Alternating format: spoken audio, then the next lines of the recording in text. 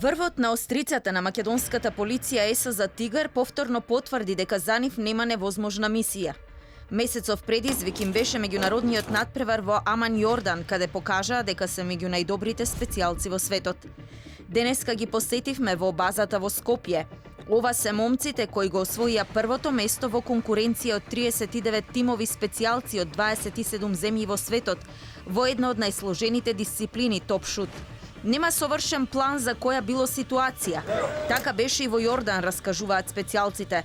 Надпреварот траеше 5 дена, пешачење и до 15 километри, со комплетна воена опрема, тешка 40 килограми, но издржливоста е само минимален дел од задачите кои требаше да ги решиме.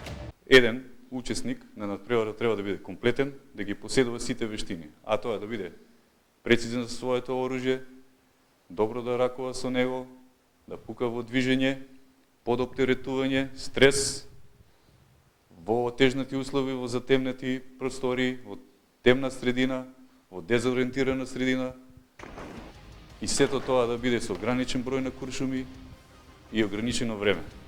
Покрај експлозивноста, прецизноста и правилно и брзо ракување со огнено оружје, беше потребна и перцептивна способност на надпреварувачите.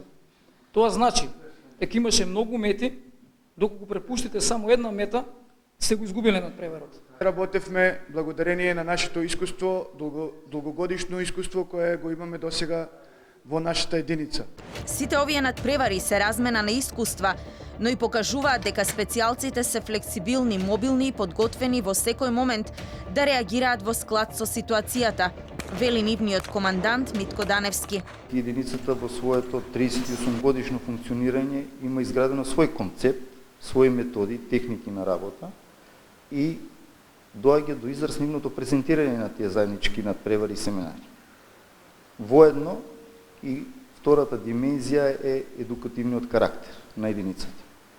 Бидејќи таму се разменуваат сите нови техники, методи и напредокот на воената индустрија.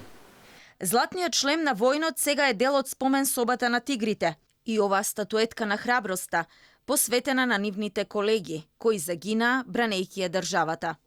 Слава